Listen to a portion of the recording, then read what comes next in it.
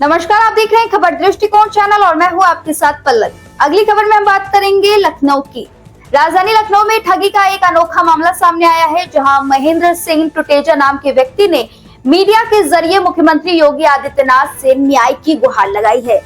महेंद्र सिंह टुटेजा का आरोप है कि विजय वर्मा उर्फ राजू नामक व्यक्ति ने बैंक द्वारा जब्त की जाने वाली गाड़ियों को बेचने का झांसा देकर उनसे बार बार पैसे लिए। शुरुआत में विजय वर्मा ने उधार लिया पैसा समय पर लौटा दिया, जिससे कि महेंद्र सिंह का विश्वास बढ़ता गया। धीरे धीरे वह इस जाल में फंसते गए और करीब 2.5 लाख रुपए आरोपी को दे दिए।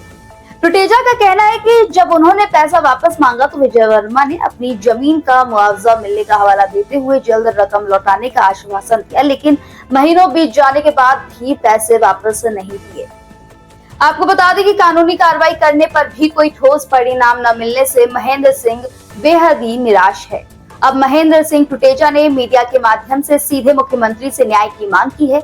उनका साफ कहना है कि अगर समय रहते कार्रवाई नहीं हुई तो वो मुख्यमंत्री आवास के सामने अनिश्चितकालीन धरने पर बैठने को मजबूर होंगे। वहाँ आपके साथ कुछ बताइए। ये फ्रॉड क्या है? दोस्ती के नाम पे इसने जो हमारे साथ फ्रॉड किया है। किसने? ये इसका नाम है विजय वर्मा राजू। ये रहने वाला है बलरामपुर का, मगर इधर कुछ सालों से यहाँ लखनऊ में है और इसका काम ही यही है 420 करना है। 2 बार 3 बार जेल भी जा चुका है। अभी बीच में इसके खिलाफ जो है आपका कंजेस्टर भी लगाता है, फरारी काट रहा था। बाद में पता चला कि शायद इससे करवा लिया इसी तरह से घूम फिर के। अब इसने क्या किया, हमको बताया कि 1 साल लगभग हुआ हमारा इससे कोई जान पहचान तो थी नहीं पहले से।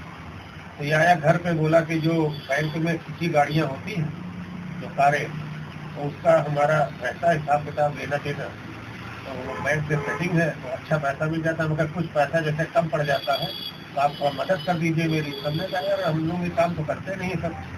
बोले नहीं, आपसे हेल्प चाहिए 10-20 हज़ार 5 हज़ार जो कम पड़े कभी दे दीजिए। हमने कहा चलो कोई बात नहीं, इतना पैसा है तो दे देंगे, तुम्हारी मदद अगर हो जाए तो कर लो। तो इसने क्या क्या करते करते देता रहा पैसा। बीच में पैसा जब ये बढ़ गया तो बोला कि ऑडी आ गई है, एक हाथ में फलाना आ गया, बड़ी कारें आ गई, 3 कारें एक साथ आ गई। तो पैसा हमने इसको दे दिया करीबन 5,57,380 के आसपास। तो इसने हमको किस्तों में, ऐसा नहीं है ऑनलाइन, इसने 271 का पैसा वापस भी किया किस्तों से पार्ट टाइम। मगर जो पैसा बाकी था इधर 3-4 महीने ये हमको बराबर टालता रहा। एक दिन ने पूछा यार पैसा दोगे कब? तो बोला दादी मेरा जो है पापा जी हमको बोलता था। और मतलब कई इसके हमारे पास है लिखे हुए मैसेज, पापा जी पैर में बोला हमको हमारे जो गांव की जमीन है उसका हमको मुआवजा मिला है 62 लाख। बस वो मुश्किल 24 घंटे 48 घंटे लगे थे और जैसे ही पास हो जाए ना आपका पैसा पूरा क्लियर कर। उसने कहा ठीक है। हमने कहा जो चेकें तुमने पहले बाउंस कराई है उसका क्या करोगे? तो बोले मैं उसका भी आपको जो खर्चा लगा है चेक बाउंसिंग का वो भी दूंगा आपको। हमने कहा चलिए ठीक है।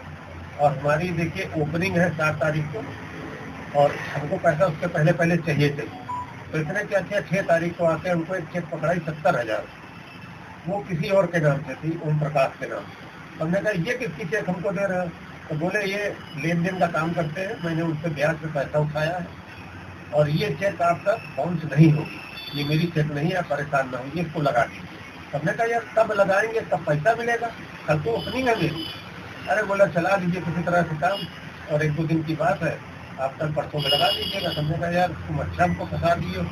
बोला संडे है कल, मंडे को आप लगा दीजिए। मैंने कहा ठीक है। तो ट्यूजडे को लगाइए तो चेक वो भी बाउंस हो गई थी। तो हमने कहा यार एक चेक तुम्हारी फिर बाउंस हो गई। बोले नहीं ऐसा कैसे? हमका ऐसा कैसे क्या है? लोग देखो तुमको भेज रहे। उसके बाद हमने कहा तुमने गेम मेरे साथ और खेला है, तो 140 का चेक दिया था वो भी वापस आ गई। तुमने उसमें 14 क्यों लिख दिया 40 की जगह? दूसरा चेक दो। सर अब क्या करेंगे? 62 लाख मेरा आ रहा है, ये देखिए मैं आपको रसीद भेज रहा हूँ 62 लाख की। जो आपने उसको पैसा दिया था वो ऑनलाइन दिया था कि ऑफलाइन? ऑनलाइन कुछ ऐसा होता है जैसे कुछ ऑनलाइन दिया। अब पूरा पैसा मांगे तभी नहीं है तो कुछ कैश भी दिया। तो हमने कहा हमको इसकी जगह पे हमको कुछ ना दो, चेक तो दे दो। ये बल्कि हमारे पास गाड़ी रखने मिला है, स्कूटी मतलब नहीं है कोई। हमने कहा ये काम हम सब नहीं भाई रखा ये स्कूटी। तो हमको सिर्फ हमारी उसके लिए चेक दे दो।